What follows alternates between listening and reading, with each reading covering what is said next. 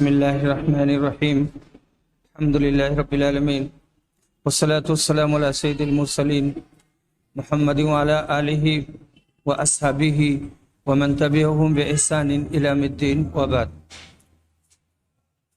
ناظرین، السلام علیکم ورحمۃ اللہ وبرکاتہ۔ نعمت المنان، مجموع فتاوی فضیلت الدکتور فضل الرحمن، اس کی کڑی ہم آپ کے سامنے پیش کر رہے ہیں، اور ابھی یہ سود ہی کا سلسلہ چل رہا ہے۔ سائل سوال کرتا ہے، بینک میں کھاتہ بند ہونے کی صورت میں اپنی رقم کے ساتھ کچھ سود بھی ملتا ہے، تو وہ سود کا پیسہ لینا چاہیے یا نہیں؟ امید کی رہنمائی کریں گے۔ اس سلسلے میں کہتے ہیں، چاہے آپ کھاتہ بند کریں اور چاہے کھاتہ کھولے رکھیں، آپ کے کھاتے میں جو سودی رقم جمع ہو اس کو کسی بھی صورت میں نکال کر اپنے استعمال میں نہ لیں، اور نہ کسی مسلمان کو اپنے استعمال کے لیے دیں، بلکہ ایسی صورت میں اس کو کسی ایسے غیر مسلم حاجت مند اور غریب شخص کو جو اسلام اور مسلمانوں کا دشمن نہ ہو اسے دے دیں۔ سائل سوال کرتا ہے، 10ویں جماعت کی سرٹیفکیٹ پر حکومت 1,00,000 روپے قرض دیتی ہے، جس پر 25,000 روپے چھوٹ ہے۔ یہ قرض بینک کے ذریعہ ملتا ہے اور بینک اس پر سود لیتا ہے، جو 25,000 روپے کے برابر ہوتا ہے۔ تو یہ قرض لینا جائز ہے یا ناجائز؟ کتاب و سنت کی روشنی میں جواب دیں۔ کہتے ہیں، جب اس میں سود کے نام پر بینک آپ سے پیسے لیتا ہے اور اس کی مخصوص مدت ہوتی ہے، اس مدت میں اگر آپ یہ رقم واپس کر لے جائیں تو ایسی صورت میں 25,000 روپے حکومت چھوٹ دیتی ہے، مگر ادھر سے بینک سود بھی وصول کرتا ہے جو تقریباً 25,000 کے برابر ہو جاتا ہے۔ لیکن اگر وقت مقررہ پر آپ واپس جمع نہیں کر سکتے ہیں تو یہ 25,000 کی جو چھوٹ تھی وہ چھوٹ بھی ختم ہو جائے گی، اور آپ کو سود الگ دینا پڑے گا۔ کچھ لوگ یہ سوچتے ہیں کہ وقت پر اگر ہم قرض جمع کر لے جائیں گے تو برابر ہو جائے گا، جتنا ہم نے لیا تھا اتنا ہی واپس کرنا پڑے گا، کیونکہ 25,000 جو حکومت نے چھوٹ دی وہ سود کے ذریعہ بینک نے لے لیا تو برابر ہو گیا۔ لیکن اس میں یہ بھی احتمال ہے کہ آپ وقت پر قرض ادا نہ کر سکیں۔ سوچئے کہ آپ اتنی بڑی رقم قرض کیوں لے رہے ہیں؟ ظاہر ہے کہ آپ کے پاس پیسوں کی کمی اور مجبوری ہے، اور اس کو لے کر کسی کاروبار میں لگائیں گے۔ کاروبار میں لگانے کے بعد یہ احتمال ہے کہ آپ ترقی کر جائیں اور وقت پر یہ رقم جمع کر دیں، اور یہ بھی احتمال ہے کہ یہ کاروبار نہ چل سکے اور رقم خرچ ہو جائے، اور وقت پر نہ دے سکیں اور نہ جمع کر سکیں۔ تو ایسی صورت میں آپ کو سود دینا ہی پڑے گا، اور اپنے گھر سے دینا پڑے گا۔ بہرحال اس میں سود پر قرض لینا اور سود دینا پایا جاتا ہے، اس واسطے میں اس کو جائز نہیں سمجھتا ہوں۔ سائل سوال کرتا ہے، لکی ڈرا اسکیم جس میں ہفتہ واری کچھ روپے بھرا جاتا ہے اور قرآن دازی کے ذریعہ جس شخص کا نام نکلتا ہے اس کو کوئی سامان ملتا ہے، اور پھر وہ رقم بھرنے کا سلسلہ منقطع کر دیتا ہے، کیا اس میں حصہ لینا اور اس اسکیم سے استفادہ کرنا جائز ہے یا نہیں؟ اس کے جواب میں کہتے ہیں، اس قسم کے پروگراموں اور اسکیموں میں حصہ نہیں لینا چاہیے۔ یہ سب اسکیمیں جوئے کی نئی شکلیں ہیں اور جائز نہیں ہے، یہ سب حرام ہیں۔ ایک سائل سوال کرتا ہے کہ زید نے کسی بیوپاری سے کریڈٹ پر تیار مال لے کر کاروبار شروع کیا، اور کاروبار میں لگے تیار مال کی قیمت اگر معینہ مدت کے اندر وہ نہ ادا کر پائے تو بیوپاری یہ کہہ کر اس سے ہفتہ واری سود مانگے گا کہ اس نے خود خام مال دوسرے بیوپاری سے لیا تھا، خام مال یعنی کچا مال، اور اسے بھی ہفتہ دیا تھا یا دیتا ہے، اور اگر اس کو یہ سود نہ دیا جائے تو وہ یہ کہتا ہے کہ تیار مال واپس دے دو، اور اس کی قیمت پہلے کی قیمت سے گھٹا کر لگاتا ہے۔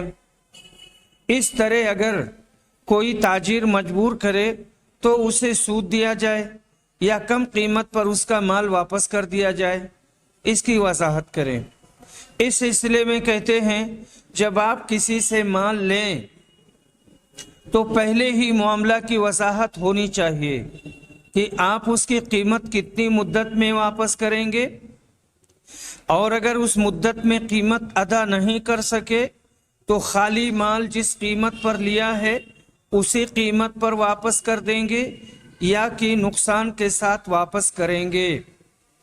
پہلے سے ہی نفع و نقصان اور حلال و حرام کو دیکھ کر کے معاملہ طے کرنا چاہیے، اور اگر سودی معاملہ ہو تو نہیں کرنا چاہیے، اور اگر پہلے سے طے نہیں کیا تو میں ایسی صورت میں سود دینے پر گھاٹے کے ساتھ واپس کر دینے کو ترجیح دیتا ہوں، یعنی سود نہ دے، گھاٹے کے ساتھ وہ سودا واپس کر دیں۔ تجارت میں نفع نقصان تو لگا ہی رہتا ہے، اور کبھی گھاٹے کے ساتھ بھی مال فروخت کرنا پڑتا ہے، مگر سودی لین دین کا مسئلہ اتنا آسان نہیں ہے۔ یہاں ایک سائل پوچھتا ہے پاور لوم کے کپڑوں کی جو قیمت ملتی ہے وہ بینک کے ذریعے سے ملتی ہے، اس کی قیمت کے بارے میں آپ کی کیا رائے ہے؟ جبکہ تاجر سود کا بھی کاروبار کرتا ہے۔ اس کے بارے میں کہتے ہیں اپنے مال کی قیمت چاہے بینک کے ذریعہ ملے یا کیش میں ملے آدمی لے سکتا ہے، اس میں کوئی حرج کی بات نہیں۔ ہاں اگر اس پر سود ملتا ہو تو پھر مسئلہ پیدا ہوتا ہے، ایسی صورت میں آپ سود مت لیجئے، صرف اپنے کپڑے کی قیمت لیجئے۔ اسی طرح غیر مسلم بیوپاری کے سودی کاروبار کرنے سے آپ کی قیمت کی حلت پر کوئی اثر نہیں پڑے گا، آپ اپنے کپڑے کی قیمت لے رہے ہیں، سود نہیں۔ سائل سوال کرتا ہے زید نے 5,000 روپے بینک میں جمع کیا، سال بھر کے بعد اس کے سود کی رقم 500 روپیہ ہوئی۔ ایک دوسرے شخص نے بینک سے قرض لیا تھا، اس پر 500 روپے سود کے واجب الادا ہوئے، تو کیا زید اپنے سود کے 500 روپے دوسرے شخص کو سود کی واجب الادا رقم واپس کرنے کے لیے دے سکتا ہے؟ اس کے جواب میں کہتے ہیں ایسی صورت میں ایک سود لینے والا اور دوسرا سود دینے والا ہوگا، اور آپ جانتے ہیں کہ سود لینا اور دینا حرام ہے، اس واسطے ایسا کرنا جائز نہیں، الا یہ کہ مجبوری اور اضطرار کی حالت میں ہو اور سودی قرض لینے والا پہلے سچے دل سے توبہ کر لے۔ یہاں پر سائل پوچھتا ہے ایک شخص نے بینک سے قرض مجبوری کی وجہ سے لیا تھا اور اب وہ سود کی وجہ سے پریشان ہے، اس واسطے زید اس کی مدد سودی رقم سے کرنا چاہتا ہے، تو اس کا حکم کیا ہے؟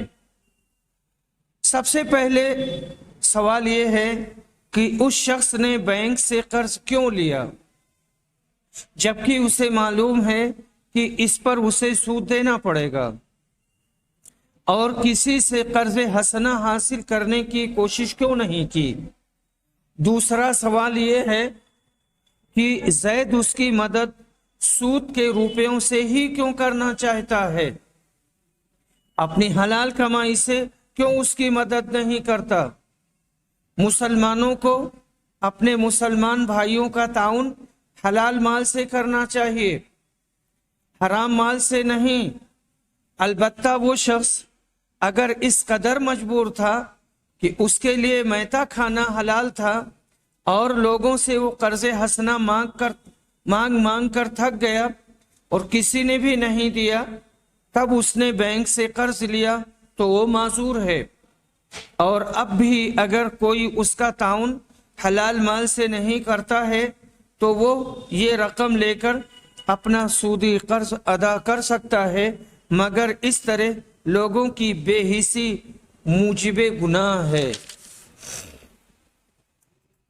یہاں پر ایک سوال ہے کہ حکومت سعودی عرب کے جو روپے دوسرے ممالک کے بینکوں میں جمع ہیں، کیا ان کا اسے سود ملتا ہے؟ اگر ملتا ہے تو کسی مقصد کے لیے وہ استعمال کرتے ہیں کیا؟ جواب میں کہتے ہیں اس کے بارے میں مجھے کچھ نہیں معلوم، البتہ سعودی علماء کرام سود لینے دینے کو حرام قرار دیتے ہیں۔ شاہ فیصل رحمہ اللہ نے ایسا بینک قائم کرنے کی کوشش کی تھی جو سود کی لعنت سے پاک ہو۔ الحمدللہ ایسے بینک سعودی عرب میں موجود بھی ہیں جو مضاربہ کے اصولوں پر کاروبار کرتے ہیں، اور سودی بینکوں سے تعلق رکھنے پر آدمی مجبور نہیں ہے۔ یہاں پر ایک سوال آیا ہے اور سوال کیا گیا ہے کہ شیئر کے سلسلے میں کمپنی سے شیئر خریدنا اور کمپنی کے ڈیبینچر میں روپے ڈالنا جائز ہے یا نہیں؟ ڈیبینچر کا مطلب ہے کفالت نامہ یا تمسک۔ اسی طرح کچھ کمپنیاں فکس ڈپازٹ لیتی ہیں اور ہر 5 سال کے بعد ڈبل منافع دینے کا وعدہ کرتی ہیں، تو کیا فکس ڈپازٹ میں روپے ڈالنا اور منافع لینا جائز ہے یا نہیں؟ اس کا جواب دیتے ہوئے کہتے ہیں ہندوستان میں جو کمپنیاں اپنے شیئر فروخت کرتی ہیں عموماً ان میں چند شرعی قباحتیں پائی جاتی ہیں۔ ان کے راس المال میں بینکوں وغیرہ کے سودی قرض بھی شامل ہوتے ہیں۔ کاروبار میں نمبر 2 کاروبار میں حلال و حرام کی تمیز نہیں کرتی، بلکہ زیادہ سے زیادہ منافع کمانے کے چکر میں ناجائز کاروبار جیسے شراب فروشی، زیادہ سود پر بینکوں کو قرض دینا اور سٹے بازی وغیرہ کرتی ہیں۔ نمبر 3 کاروبار میں ایمانداری اور صداقت وغیرہ کا لحاظ نہیں کرتی، ان میں گھپلے بازی، دھوکہ دہی اور کذب بیانی وغیرہ عام ہے۔ نمبر 4 مضاربہ، شراکت کے اصولوں پر شیئر خریدنے والوں کو نفع و نقصان میں شریک کرنے اور نفع میں سے ایک طے شدہ فیصد دینے کے بجائے انہیں ان کی رقم پر ایک متعین مقدار میں نفع کے نام پر سود دیتی ہیں۔ اس واسطے ان کمپنیوں کے شیئر لینا جائز نہیں۔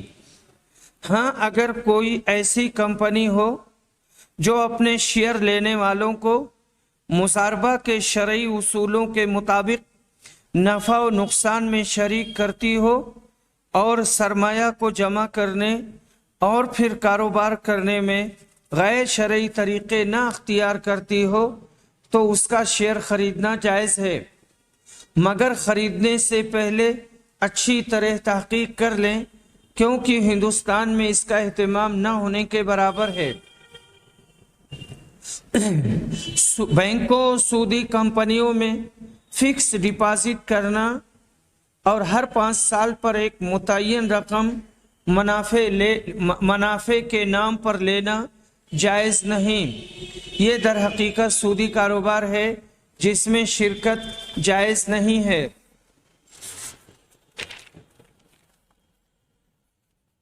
مضاربہ ہی کے سلسلے میں یہاں پر سوال ہے کہ زید نے 10,000 روپے نقد قاسم نامی व्यापारी کو اس شرط پر دیا کہ قاسم ان روپیوں سے کاروبار کر کے ہر ماہ پابندی سے 500 روپے منافع میں سے زید کو دیا کرے۔ سوال یہ ہے کہ زید کا ان روپیوں کو لینا شریعت مطہرہ کی نظر میں کیا حیثیت رکھتا ہے؟ یہ رشوت یا سود کے زمرہ میں شمار ہوگا یا ان روپیوں کا لینا اس حیثیت سے درست ہوگا؟ جواب میں کہتے ہیں زید نے 10,000 روپے نقد جو قاسم نامی व्यापारी کو اس شرط پر دیے کہ قاسم ان روپیوں سے کاروبار کر کے ہر ماہ پابندی سے 500 روپے منافع میں سے زید کو دیا کرے گا۔ یہ شرط غلط اور باطل تھی، عقد مضاربہ، اور اس میں قوسین میں اس کی وضاحت آئی ہے، جس میں ایک شخص دوسرے شخص کو نقد رقم تجارت کے لیے اس شرط پر دیتا ہے کہ وہ بھی نفع میں شریک ہوگا، اور ایک طرف سے مال ہوتا ہے، دوسری طرف سے عمل اور محنت ہوتی ہے، اور جو نفع حاصل ہوتا ہے اس میں ان کے اتفاق کے اعتبار سے لیتے دیتے ہیں، 60 اور 40، 50 یا جتنے پہ اتفاق کر لیں۔ تو اس میں کہتے ہیں عقد مضاربہ کی صحت کے لیے یہ شرط ہے کہ نقد رقم کے مالک اور عامل یعنی تجارت اور کاروبار کرنے والا، نقد رقم کے مالک اور عامل کے درمیان نفع متعین نسبت کے اعتبار سے طے ہو، نفع متعین نسبت کے اعتبار سے طے ہو۔ مثلا یہ طے ہو کہ نفع دونوں کو آدھا آدھا ملے گا، یا رقم کے مالک کو 1/4 اور تجارت کرنے والے کو 3/4 ملے گا، یا کام کرنے والے کو 1/3 اور رقم کے مالک کو 2/3 ملے گا۔ اور اگر دونوں کے لیے ان میں سے کسی ایک کے لیے معین رقم کی شرط رکھی گئی تو یہ عقد مضاربہ باطل ہوگا۔ علامہ ابن منذر فرماتے ہیں اجمع کل من نحفظ عنه من اہل العلم على ابطال القراض اذا شرط احدهما او كلاهما لنفسه دراهم معلومہ۔ المغنی جلد نمبر 5 صفحہ نمبر 28۔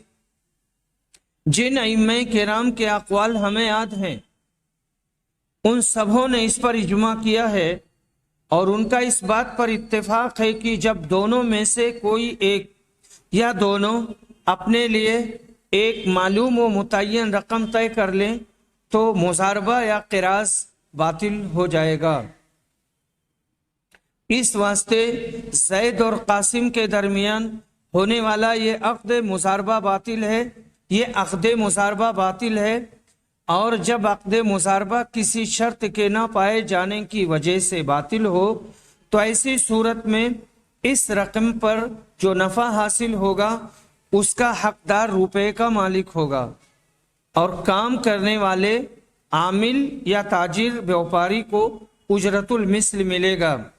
المغنی ابن قدامہ جلد نمبر 5 صفحہ نمبر 72، فقہ السنہ جلد نمبر 3 صفحہ نمبر 205-208۔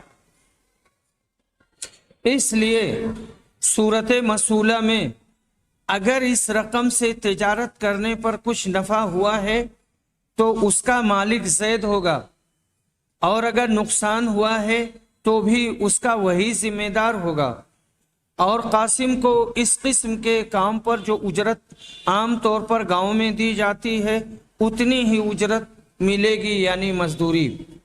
رہا یہ سوال کہ زید جو رقم قاسم سے ہر ماہ لے رہا ہے وہ سود کے حکم میں ہوگی یا رشوت کے، تو مذکورہ بالا صورت میں زید جو رقم لے رہا ہے وہ شرعی نقطۂ نظر سے سود کے حکم میں ہوگی، اس واسطے کی ایسی صورت میں اس نے گویا قاسم کو 10,000 روپے قرض دیا اور اس پر وہ بغیر نفع و نقصان کا خیال کیے ہوئے اور فیصد طے کیے ہوئے ہر ماہ 500 روپے سود وصول کر رہا ہے۔ سائل سوال کرتا ہے، سونار کے یہاں پرانے زیورات کو دے کر نئے زیورات لیتے وقت وہ وزن میں فرق کرتے ہیں۔ مثلا ہم 1 کلو چاندی کے پرانے زیورات دیں تو وہ نئے زیورات 900 گرام ہی دیں گے۔ کیا اس طرح زیورات کی خرید و فروخت جائز اور درست ہے؟ اس کے بارے میں کہتے ہیں، جب چاندی کو چاندی سے یا سونے کو سونے سے بیچنا یا خریدنا ہو تو برابر برابر اور نقد خرید و فروخت کرنا ضروری ہے۔ کمی و بیشی کے ساتھ بیچنا یا خریدنا یا ایک کو نقد دینا اور دوسرے کو ادھار رکھنا جائز نہیں۔ کمی و بیشی کرنے کی صورت میں سود ہو جائے گا۔ حضرت ابو سعید خدری وغیرہ سے مروی ہے کہ رسول صلی اللہ علیہ وسلم نے فرمایا، سونے کو سونے سے اور چاندی کو چاندی سے برابر برابر اور نقد بیچا جائے گا۔ زیادہ لینے دینے کی صورت میں سود ہو جائے گا۔ الاروا جلد نمبر 5 صفحہ نمبر 188 194 195۔ ایک مرتبہ حضرت معاویہ رضی اللہ عنہ نے سونے یا چاندی کے کچھ برتن ان کے وزن سے زیادہ وزن کے بدلے فروخت کیا تو حضرت ابو دردہ نے ان سے کہا کہ میں نے رسول اکرم صلی اللہ علیہ وسلم کو اس سے منع فرماتے ہوئے سنا ہے، مگر یہ کہ برابر برابر ہو۔ پھر حضرت ابو دردہ عمر بن خطاب کے پاس آئے اور اس کا تذکرہ کیا تو عمر نے معاویہ کے پاس لکھا، لا تبع ذالک الا مثلا بمثل ووزنا بوزن، اسے نہ بیچو مگر برابر برابر اور ہم وزن بھی برابر ہو اور نقد ہونا چاہیے۔ المغنی جلد نمبر 4 صفحہ نمبر 11۔ اس واسطے یا تو پرانے زیورات پہلے فروخت کر دیں پھر ان کی قیمت سے نئے زیورات خریدیں، یا پرانے زیورات کو گلا کر اور صاف کر کے نئے زیورات بنانے کے لیے دیں اور بنانے پر جو اجرت ہو دیں اور بنانے پر جو اجرت آئے وہ ادا کر دیں۔ یہ دونوں صورتیں جائز ہیں، کیونکہ پہلی صورت میں سونے کو سونے سے یا چاندی کو چاندی سے فروخت کرنا نہیں پایا گیا، اور دوسری صورت میں خرید و فروخت ہے ہی نہیں، بلکہ اجرت دے کر اپنی چاندی یا سونے کا زیور بنوانا ہے، اور یہ حرام نہیں۔ سائل سوال کرتا ہے، ہمارے یہاں گیہوں ہمارے یہاں کھیتوں میں بیج ڈالنے کے وقت جن کے پاس بیج کا اچھا گیہوں بچ جاتا ہے ان سے کچھ لوگ دوسرا گیہوں دے کر بدل لیتے ہیں، اور بیج والا گیہوں چونکہ مہنگا ہوتا ہے اس واسطے اس کے بدلے میں دوسرا گیہوں زیادہ دینا پڑتا ہے۔ سنا ہے کہ اس طرح کا تبادلہ جائز نہیں، براہ کرم صحیح مسئلہ سے مطلع فرمائیں۔ اس کی بابت کہتے ہیں، گیہوں اور جو اموال ربویہ میں سے ہیں، اس واسطے گیہوں اور جو اموال ربویہ میں سے ہیں، اس واسطے گیہوں کو گیہوں سے یا جو کو جو سے بدلیں یا فروخت کریں تو ان کا برابر برابر اور دست بدست ہونا ضروری ہے، یعنی نقد ادھار اور کمی و بیشی کے ساتھ بدلنا یا خرید و فروخت کرنا جائز نہیں۔ کمی بیشی کر کے بیچیں گے تو سود ہوگا۔ کئی صحیح حدیثوں میں رسول اعظم کا حکم ہے کہ گیہوں کو گیہوں سے، جو کو جو سے، کھجور کو کھجور سے اور نمک کو نمک سے برابر برابر اور نقد بیچو۔ جس نے زیادہ دیا یا زیادہ طلب کیا اس نے سودی لین دین کیا۔ صحیح البخاری، اور یہ اپنے بخاری میں یہ ہماری بحث گزر چکی ہے، کئی بار گزر چکی ہے۔ اس سے معلوم ہوا کہ کھجور، گیہوں اور جو وغیرہ اموال ربویہ کو اگر اسی کی جنس سے بدلنا یا بیچنا ہو تو برابر اور نقد ہونا ضروری ہے، اور اگر ایک اچھا اور دوسرا خراب، یا ایک مہنگا اور دوسرا سستا ہو تو بھی ان کا ایک دوسرے سے وزن میں فرق کے ساتھ تبادلہ کرنا جائز نہیں، بلکہ ایسی صورت میں پہلے ایک کو اس کی قیمت کے اعتبار سے فروخت کر دیں گے، پھر اس کی قیمت سے دوسرے کو خریدیں گے، ورنہ سود ہو جائے گا۔ یہاں پر سوال کیا جا رہا ہے، کیا فرماتے ہیں علماء دین مندرجہ ذیل مسائل کے بارے میں؟ نمبر 1، تانبا کو پیتل کے برابر کم و بیش اور نقد و ادھار بیچنا جائز ہے یا نہیں؟ نمبر 2، انگریزی کھاد کو سیمنٹ کے برابر کم و بیش اور نقد و ادھار بیچنا جائز ہے یا نہیں؟ کتاب و سنت کی روشنی میں ہر صورت کا جواب تحریر فرما کر شکریہ کا موقع دیں۔ جواب میں کہتے ہیں 6 چیزوں کے سلسلے میں احادیث میں صراحت ہے کہ انہیں جب انہی کی جنس سے فروخت کرنا ہو تو برابر برابر اور نقد بیچنا چاہیے۔ ایسی صورت میں ان میں کمی و بیشی یا ادھار جائز نہیں۔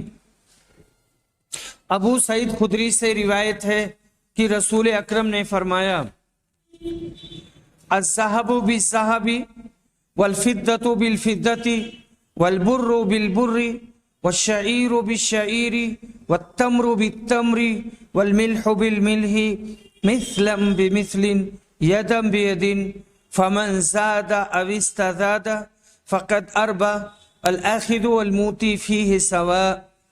رواہ البخاری و احمد، صحیح البخاری جلد نمبر 4 صفحہ نمبر 379۔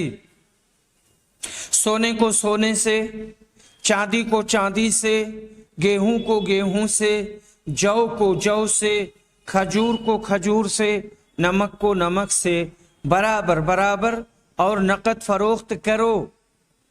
جس نے زیادہ دیا یا زیادہ لیا اس نے سود کا کاروبار کیا، لینے والا اور دینے والا دونوں برابر ہیں۔ ان کے علاوہ چیزوں کے بارے میں علماء کا اختلاف ہے۔ ظاہریہ وغیرہ تو ان کے علاوہ چیزوں کو اموال ربویہ نہیں مانتے، اور ہم جنس ہونے کی صورت میں کمی و بیشی اور نقد و ادھار تبادلہ اور خرید و فروخت کی اجازت دیتے ہیں، اور اکثر علماء محققین ان چیزوں میں سے سونا اور چاندی میں کمی و بیشی کرنے اور ادھار بیچنے کی حرمت کی علت ان کا ثمن ہونا، اور باقی چاروں چیزوں گیہوں، جو، کھجور اور نمک میں علت تحریم ان کا طعام ہونا بتاتے ہیں، اور یہی میرے نزدیک بھی راجح ہے۔ اس کے بعد میں کافی لمبی عربی عبارت آئی ہے، اور پھر یہاں کہتے ہیں کہ اور میرے نزدیک احتیاط اسی میں ہے کہ چاول اور دوسرے غلہ جات کو اشیاء ربویہ کے حکم میں قرار دے کر ان میں بھی ربوی معاملہ سے اجتناب کیا جائے۔ فتاوی علماء حدیث جلد نمبر 14 صفحہ نمبر 192۔ اور ان علماء کی رائے ہے جس چیز میں اور ان علماء کی رائے ہے کہ جس چیز میں بھی علت ثمنیت یا طعام ہو اس کا حکم یہی ہوگا۔ چنانچہ اگر وہ اپنے ہمجنس کے بدلے بیچی جائے تو اس میں مذکورہ حدیث کی بنا پر 2 شرطوں کا لحاظ رکھنا ضروری ہے۔ ایک تو یہ کہ دونوں برابر برابر ہوں، دوسرے بے نقد ہو، ادھار نہ ہو، اور اگر جنس بدل جائے مگر علت ایک ہی ہو जैसे सोने को चांदी से बेचें या गेहूं को जौ से बेचें, तो सिर्फ एक शर्त है, वो ये कि बै नकद हो और उधार ना हो। बाकी कमी बेशी कर सकते हैं। चुनांचे 1 तोला सोना देकर 3 तोला चांदी ले सकते हैं और 1 सा गेहूं 2 सा जौ से फरोख्त कर सकते हैं, इसलिए कि हजरत उबादा बिन सामित की हदीस में है, फ़इज़ा इख्तलफ़त हाज़िहिल अस्नाफ़ु फ़बीउ कैफ़ शि'तुम इज़ा काना यदन बियदिन। मुस्लिम जिल्द नंबर 11 सफ़ा नंबर 14। जब ये सिनफें बदल जाएं तो जैसे चाहो फरोख्त करो, लेकिन नकद होना चाहिए। रुपयों से तबादला कमी बेशी के साथ जायज़ नहीं। यहाँ पर साइल पूछता है कि आमतौर से करेंसी का कारोबार करने वालों और बाज़ ताजिरों का तरीक़ा है कि अगर आप उनके पास 100 रुपये का चेंज लेने जाएं तो वो 5 रुपये कम करके देंगे, यानी 100 के बदले 95 ही देंगे, और अगर आप 100 पूरा मांगें तो चेंज नहीं देंगे। इसी तरह आप अगर छोटे नोट देकर बड़े नोट लेने चाहें, जैसे 100 या 50 का नोट देकर 500 का नोट लेना चाहें तो 10-5 रुपए ज्यादा लेकर ही बड़े नोट देंगे। कहते हैं कि सवाल यह है कि क्या इस तरह की कमी बेशी के साथ रुपयों का तबादला जायज है या नहीं। कहते हैं जवाब में, ऐसा तबादला जायज नहीं, क्योंकि जब दोनों सिक्कों की जिन्स एक ही है, यानी ये भी हिंदुस्तानी रुपया और वो भी हिंदुस्तानी रुपया, तो तबादला के वक्त दोनों का मुसावी होना और नकद तबादला करना ज़रूरी है। हजरत अबू सईद खुदरी से रिवायत है कि रसूल सल्लल्लाहु अलैहि वसल्लम ने फरमाया, सोने को सोने से, चांदी को चांदी से, गेहूं को गेहूं से, जौ को जौ से, खजूर को खजूर से, नमक को नमक से बराबर बराबर और हाथों हाथ यानी नकदन बेचो। जिसने ज्यादा दिया या ज्यादा तलब किया उसने सूदी कारोबार किया। लेने वाला और देने वाला दोनों बराबर हैं। इस माना की और बहुत सी रिवायतें हैं जिनसे मालूम होता है कि सोने चांदी और जो चीज़ें इनके माना में हैं, जैसे सिक्के और करेंसियां, इनके तबादला के वक्त जो दोनों की जिन्स एक हो तो कमी व बेशी के साथ या नकद का उधार के साथ तबादला करना जायज़ नहीं, बल्कि दोनों का बराबर और नकद होना ज़रूरी है। अगर कमी व बेशी की गई तो सूद लेना देना होगा। यहाँ सवाल है कि मुंबई, जद्दा वगैरह शहरों में हिंदुस्तानी रुपए की बाहर की करेंसियों से तबादले के वक्त अमूमन बैंक रेट का ख्याल नहीं किया जाता है और दोनों की शरह कीमत में फ़र्क होता है, कभी कम और कभी ज़्यादा, मगर फ़र्क ज़रूर रहता है। क्या इस तरह तबादला जायज़ है? इसके बारे में कहते हैं, अगर ये फ़र्क दोनों तबादला करने वालों की रजामंदी से हो और उसी मजलिस में एक मुल्क की करेंसी देकर दूसरे मुल्क की करेंसी ले लें तो कोई हर्ज नहीं, क्योंकि दोनों करेंसियों की जिन्स अलग अलग हो तो तफाजुल जायज़ है, ख्वाह इल्लत एक ही क्यों ना हो। हजरत उबादा रज़ियल्लाहु अन्हु की हदीस में है, फ़इज़ा इख्तलफ़त हाज़िहिल अस्नाफ़ु फ़बीउ कैफ़ शि'तुम इज़ा काना यदन बियदिन। जब सिनफें यानी जिन्सें बदल जाएं तो जैसे चाहो फरोख्त करो, लेकिन हाथों हाथ होना चाहिए, नकदन। इससे मालूम होता है कि जब दोनों करेंसियों की जिन्स अलग अलग हो तो कमी बेशी जायज़ है। अल्लामा सैयद साबिक कहते हैं, जब दोनों बदल जिन्स में मुख्तलिफ हो और इल्लत में इत्तेहाद हो تو تفاضل جائز ہے اور تاخیر حرام ہے، یعنی دونوں کو مجلس عقد میں ہی دینا ضروری ہے۔ چنانچہ جب سونا کو چاندی سے یا گیہوں کو جو سے بیچا جائے تو یہاں صرف ایک شرط فوریت ہے اور مقدار میں تساوی شرط نہیں ہے بلکہ تفاضل جائز ہے۔ اور ریٹ کے سلسلے میں جیسے دوسرے اشیاء کی خرید و فروخت میں بائع مشتری کی رضامندی کا اعتبار ہوتا ہے، کسی اور کا نہیں، اسی طرح یہاں بھی طرفین کی رضامندی کا اعتبار ہوگا، بینک کے نرخ اور ریٹ کا نہیں۔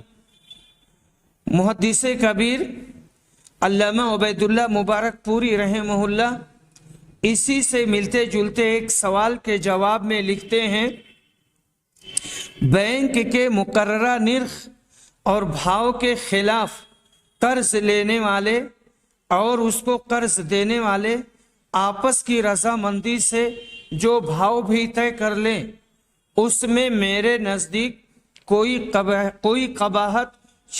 قباحت شرعی معلوم نہیں ہوتی۔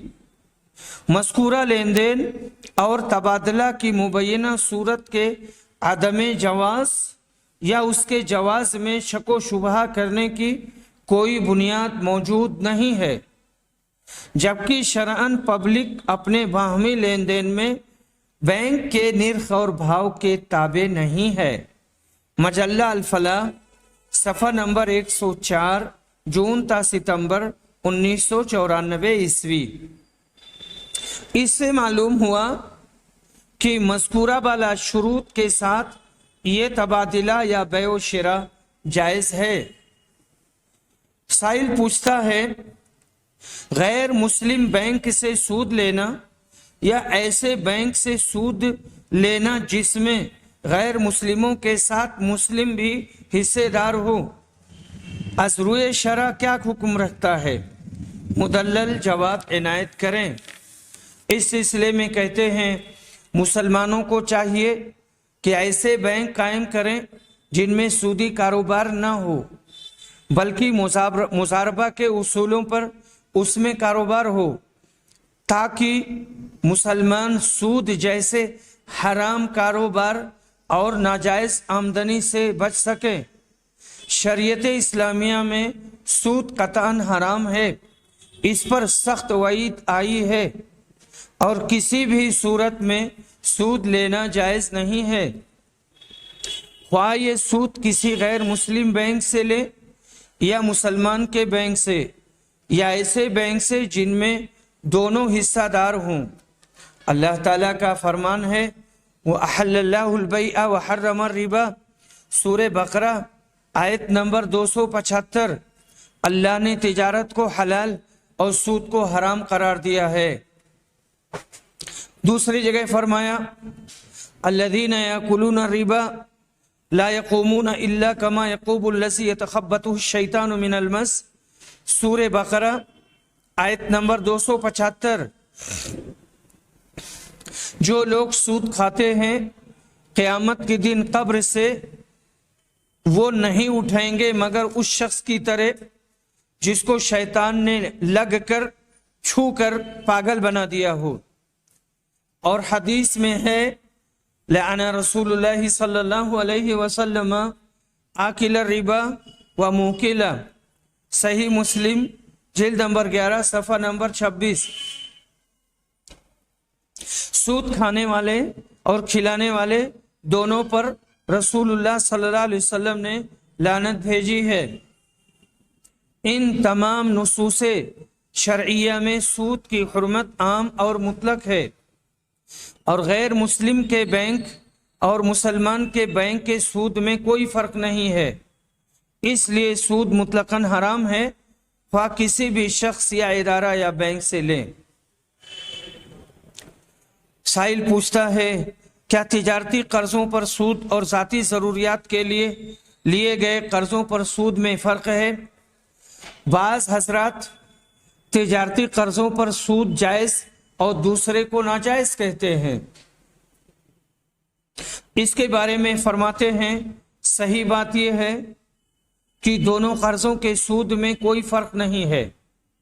جیسے کسی ذاتی ضرورت کے لیے قرض پر سود دینا حرام ہے، اسی طرح تجارتی قرضوں پر سود لینا دینا بھی ناجائز ہے۔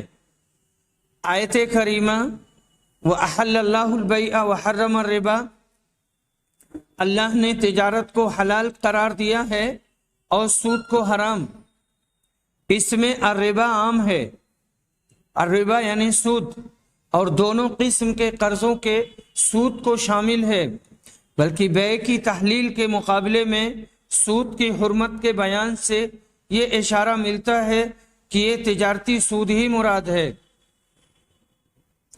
عہد نبوی میں تجارتی سود موجود تھا، اور حضرت عباس اور خالد بن ولید کے جس سود کی حرمت کا تذکرہ احادیث میں ہے وہ تجارتی سود ہی تھا۔ اس سے واضح طور سے یہ ثابت ہوا کہ سود کی حرمت اس کی دونوں قسموں کو شامل ہے، اور تجارتی سود کو مستثنی قرار دینا درست نہیں ہے۔ یہاں پر سائل سوال کرتا ہے کہ میں پونا میں ایک کمپنی میں نوکری کرتا ہوں، میرے پاس ذاتی مکان یا فلیٹ نہیں ہے، اس واسطے فیملی کے ساتھ رہنے کے لیے تقریباً 7,000 روپے ماہانہ کرایہ پر مکان لے کر رہتا ہوں۔ میری تنخواہ سے انکم ٹیکس بھی کٹ رہا ہے، نیز ہر 11 مہینے پر مکان تبدیل کرنا پڑتا ہے، جس کی وجہ سے مناسب نئے مکان کی تلاشی، پھر سارے سامان کے ڈھونے کے اخراجات اور نئے گھر میں سیٹنگ وغیرہ کی پریشانیاں الگ ہیں۔ جس کمپنی میں کام کرتا ہوں وہاں سے جس کے پاس گھر نہیں ہے انہیں ذاتی مکان کی تعمیر اور خرید کے لیے لون یعنی قرض ملتا ہے، اس پر معمولی سود دینا پڑتا ہے، مگر اس کی وجہ سے انکم ٹیکس معاف ہو جاتا ہے، اور اپنا ذاتی مکان ہو جانے کی صورت میں میرا 7,000 کرایہ بچ جائے گا، اور ہر 11 مہینے پر نقل مکانی کے سلسلے میں جو دقت اور پریشانی ہو رہی ہے ان سے نجات بھی مل جائے گی۔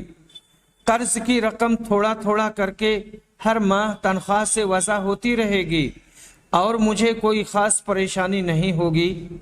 ایسی صورت میں کیا کمپنی سے قرض لینے کی میرے لیے گنجائش ہے؟ اتنا لمبا سائل کا سوال ہے۔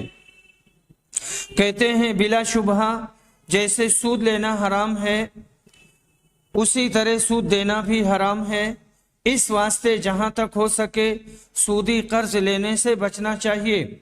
البتہ اگر آپ کی سخت مجبوری ہے اور آپ یہ محسوس کر رہے ہیں کہ کمپنی کی جانب سے جو قرض کی سہولت آپ کو مل رہی ہے اس سے استفادہ کیے بغیر ان پریشانیوں اور حیرانیوں سے نجات بظاہر ممکن نہیں ہے، اور انشاءاللہ اس سے اس کی ادائیگی بھی آسانی سے ہو جائے گی، تو دل کی کراہت کے ساتھ یہ قرض لے سکتے ہیں، مگر برابر اللہ سے توبہ و استغفار کے ساتھ یہ دعا بھی کرتے رہیے کہ اللہ جلد از جلد اس سے نجات دلائے۔ بہرحال سودی لون اصلاً حرام ہے، اضطرار کی صورت میں فاتقوا اللہ ما استطعتم پر عمل کر سکتے ہیں۔ وآخر دعوانا الحمد للہ رب العالمین۔